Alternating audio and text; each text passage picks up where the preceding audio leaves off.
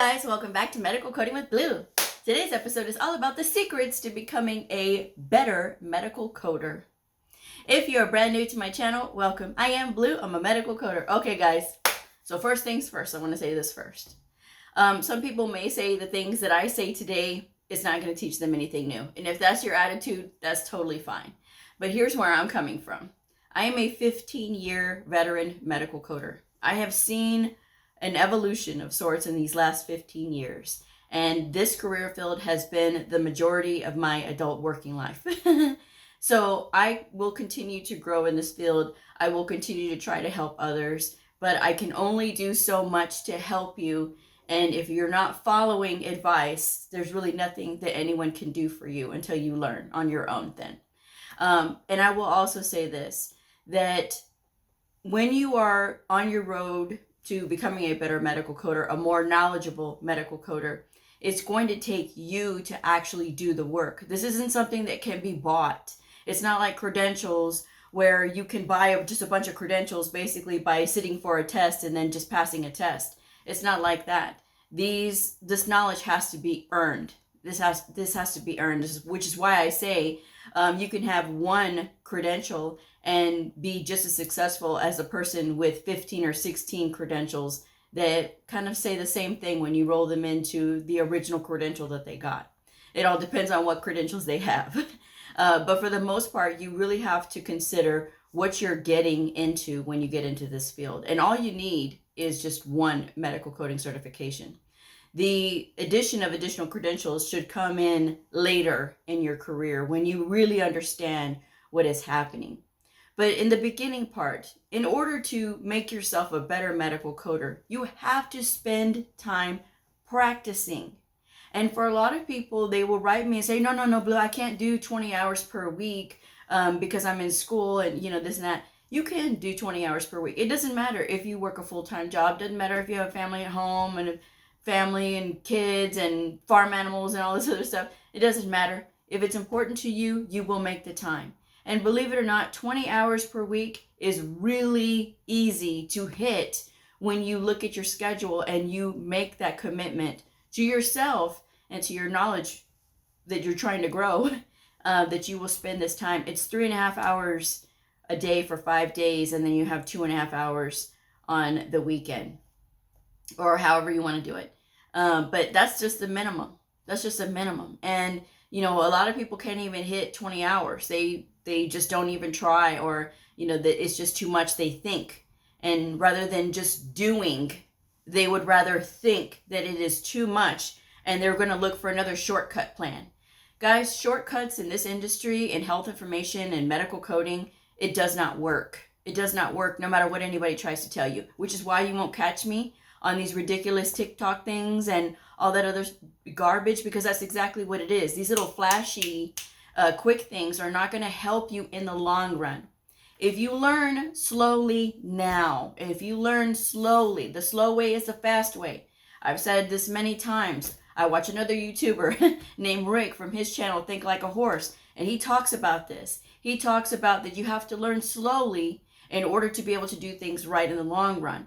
And you'll be faster that way. But if you try to rush and you're trying to learn all these things really quickly and doing all these little shortcuts, it's going to show in the final product later on. And that's not where you want it to show, okay? So my first bit of advice, my secret to becoming a better medical coder is to actually practice. Whether you have taken your certification exam or not, or you have taken it, you've passed it, and now you're just waiting to find a job, you've been putting out your applications and things like that, you need to practice with the coding still. Because a lot of people will tell me, well, Blue, I finished with the school, but I can't find a job because no one will hire me because I don't have experience. But you can practice.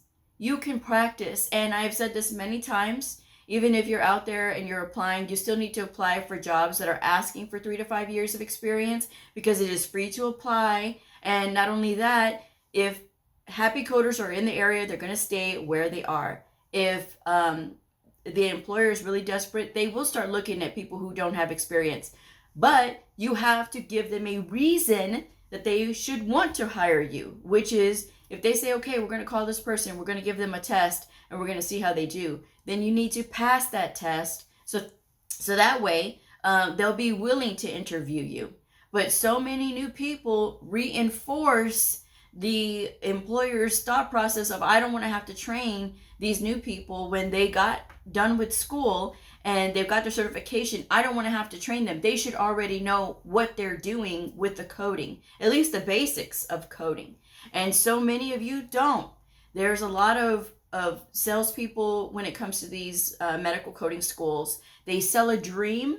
They get people wrapped up in the dream, having no idea what they're getting into. And it's not that they don't care. I'm sure there are some schools that do care, but for the majority of them, they just want to fill a seat. And that's what they do. And they're going to tell you everything and anything that they can to get you in that seat so that you will be in there trying to learn. And if you don't learn, well, they already have your money. So, but this is where you have to pick up the reins yourself and start learning on your own. And that begins by practicing. And a lot of times when they say, okay, we'll read the guidelines, I do recommend to read the guidelines. But I also recommend that actually applying the coding will help you. If you have the Optum ICD-10-CM Expert for Physicians book, you can find that at optumcoding.com. The 2023 edition is less than $30 right now, and it's free shipping. So if you get that book at the beginning of each chapter in the tabular section, okay, you have your index, you have your guidelines first, and then you have your index, and then you have your tabular section with all the little colored tabs at the end, right? It's not tabbed where there's like tabs on there, but the edges of the paper are different colors, right? The pages are different colors. So when you go to the tabular section in the back with all those colorful papers, right, pages, then you'll be able to see at the beginning of each chapter, it has that chapter specific guidelines. And then it also has examples of how the coding applies for that section. So what you want to do is you want to cover up those answers, and then you want to answer the questions, and you want to look up the codes so that way you can get practice. And if you do that for your entire book, you've had practice through everything in that book. And it's going to make you more comfortable. It's going to make you more proficient with the use of that book. And that's exactly what you need to do. Now, I can't recommend the other publishers out there for ICD-10-CM because I know what I trust, and I know that what I would recommend to brand new coders. This is not an ad for Optum, but Optum is fantastic when it comes to the way that their book is and all of the helpful tips and everything throughout. I have done a demonstration so many times on my channel about just the wonderful attributes of these books, but sometimes people still ask me, well, what do you recommend? This is what I recommend. This is what I recommend that you do, is to practice with these books. And the same thing for the CPT book. When you look at your CPT manual, the AMA Professional Edition, you can see it in the back. It's the orange book right there. I'm not going to show it on the screen because every time I do, somebody will tell me, Blue, it's backwards. I know it's backwards. I know it is. But my phone doesn't do the mirror image thing, whatever. So I'm just going to tell you, the AMA CPT Professional Edition, it does not need to be tabbed. It does not need to be written in. It does not need to be highlighted. This goes back to what I tell you guys to practice with the book. You have to actually physically look at the book because it is filled with tips. It is filled with definitions and different things throughout the CPT manual. Again, it doesn't need you to tab it. It doesn't need you to set it up or highlight it or any of those things, because these books are all written by doctors and scholars who know what they're doing. You, as the coder, just have to learn to practice with the book. Now, the best companion to practicing that CPT manual is to get the CPC study guide, right? The CPC exam study guide. Even if you are sitting for an AHIMA exam, the American Health Information Management Association, the CCDS, the CCA, the CCSP, you can still use the CPC study guide to practice with, because the CPC study guide is majority is the CPT coding, and it has a lot of op notes in it and things like that, so that you can practice it, and it has the answers to everything. I do not recommend the AHIMA CCS or CCSP or CCA exam prep guides, because I don't like the way that they're set up. Me personally, I do not like the way they're set up. And a lot of people will write me very upset after they go and take their test, and they'll say, Blue, none of those questions were on the test. And I cannot believe, I have to say, that of course they're not on the test. If everybody could purchase that book and these were the questions that were on the test, then everybody would be able to pass, and there would be no way to gauge people's knowledge. All right. So again, I have recommended several times the books that I recommend for exam prep, and they're going to be in the description box below. Please do not ask me, because I will not answer, because it's right there in the description box. So guys, it is about learning to do the practice and actually practicing with it. And even if you get the answers wrong, look at the answer key and try to figure out how did they get there. And that's how you start learning to teach yourself. Because a lot of times what people want is for people to like show them and tell them and do all of these things in the school, and they don't get that in the school. So it's up to you to find your own way when it comes to that. And sometimes the schools will say, oh yes, we have an instructor, and then when the student gets in there and the instructor is not the friendliest to ask questions to, because remember, not everybody is taught how to teach adults. There's a difference when you're teaching and you're teaching children, and there's a difference when you're teaching adults. And if you're not trained properly on how to teach adults, you know, it shows. I mean, people tend to, you know, explain it just by the book, and sometimes they don't understand that people learn differently. And so your approach has to be different for different people. But that's the first secret, is to practice, practice, practice. Number 2 secret is to do your research. Learn to do your research. We have a whole world out there of Google. A whole world of Google.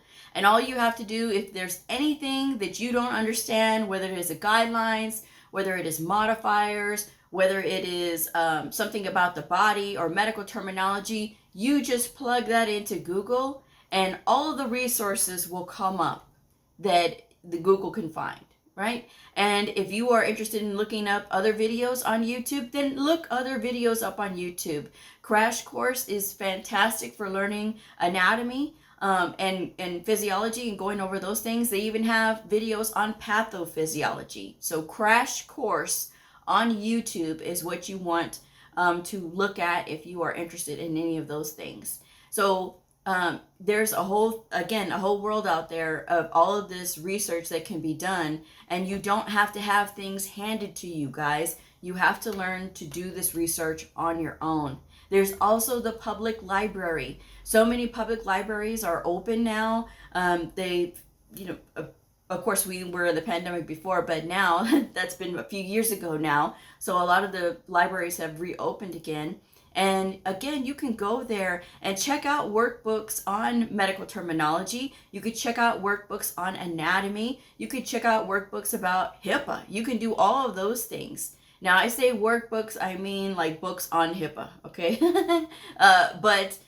So don't ask me about workbooks for HIPAA, okay? I'm just saying that you can check out materials about HIPAA at the public library if you're interested in that. But again, you have the world as your oyster right here on the internet. But if you're like me and you love books and you want to have something tangible in your hands, the library is a great place to go, and that will be really helpful. A few years ago, we were in another facility a few years ago at my hospital. We were housed in a ancillary building, and then we have, of course, the main hospital.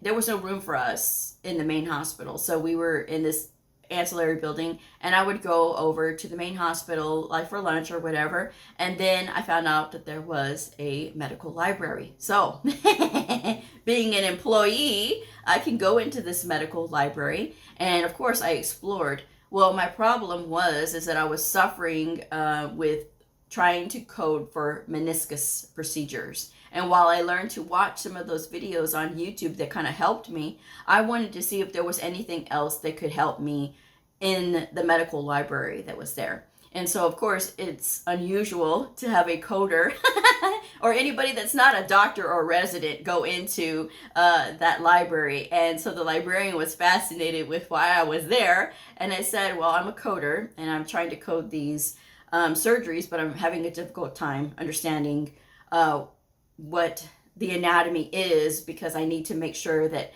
everything that I'm capturing in this code is going to be applicable on this procedure. And if I'm missing anything, I need to know. And so he's like, okay, well, I know exactly where to take you. So he took me exactly where to go. And then he's like, well, hey, since you're here, we have coding books. So at the time, it was years old, those coding prep books were years old. But he's like, well, I have to order new books. He goes, maybe you could help me update this section. Because he was like, you want to check these out? I said, yeah, sure. And so we were looking, and they were, again, a few years old. I said, okay, well, that's a few years old. And that's a few years this. And he's like, okay. He goes, well, again, I have to order new books. So he goes, I would really like for your help for trying to get the latest and what we need. And so I did help them to order some new books. And one of the books that I helped them order was like a coding for non-medical coders, or coding for physicians. I can't remember the title, but it was basically coding for physicians. It's just basically giving them an outline of what coding is and why it's important, that kind of thing. So I was like, this is the best book. And I had him order some other books as well. So, you never know when you go into these places, what you're going to find. And that day I was able to find a lot of really great information that helped me to better understand what I'm doing. But there's a lot of people that are so intimidated by just reading or going to places like that, like the library and stuff, and they would rather overthink than actually go and do. And that's what stops a lot of people, is that overthinking. And you can't do that, not with this, because we have to know what doctors know while never having gone to medical school. How many times have y'all heard me say that, right? Several times. If I had $1 for every time I said that. But it's true. And not that we have to be that rigorous from the very beginning, but we do need to up our game as far as like what we know, and building that knowledge and actually taking the time to build that knowledge is going to make you a lot better prepared in the real world, when you're going to have to be up against veteran medical coders who know what they're doing, or they should know what they're doing. And then you're going to be around people who have a way more experience in different, like in a variety of settings. So you have to be prepared. Again, it's not something to overwhelm you or scare you, but it is meant to prepare you. And the third secret to becoming a better medical coder is to actually listen. That's a thing that's really missing really in this industry right now, is that a lot of people are being instructed on what to do as far as like what books do I recommend, or here are some websites to go to, and the questions still come because it's just like you're not listening. And that's practicing active listening is so critical. It helps you to be able to critical think for yourself when you do that, but people actually actively listening is really, really important. And when you are being given advice from a veteran medical coder who really loves what they do, like me, right? And you don't seek out those opportunities to learn, you don't, follow the advice, and you're still lost. And then you find yourself frustrated. That's why you're frustrated, because you're not listening to, sound advice. And like I said, I'm not telling y'all that this is exactly everything. It's not. This is supposed to lead you to be able to start your journey. And this is where you got to start, right? This is where you got to start. You want to be a better medical coder, you're going to practice 20 hours per week coding something. Get questions from somewhere. There's also Quizlet, okay? Now, Quizlet you kind of have to watch, because people make up those questions in Quizlet. But, at the same time, if you need flashcards, that's a free website to go to, right? And then you can also become a member, and it's not that expensive, guys. So, that's the thing. There's a lot of things that you can use to help you to learn that are very either cheap or no cost. And, you can learn this on your own. You don't have to go to a school to become a medical coder. You don't have to do any of those things. You just have to study. But again, I say that and people still ask me. People still ask me, but that's my advice, is to practice active listening. Okay? Practice active listening and verify. Don't just listen blindly, but verify. Go to the website yourself. Go and look at these things yourself.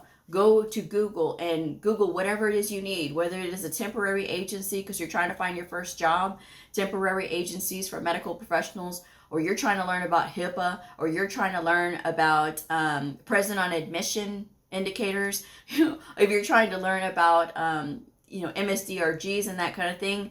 The world is your oyster. You just have to learn to use the tools that are out there in front of you.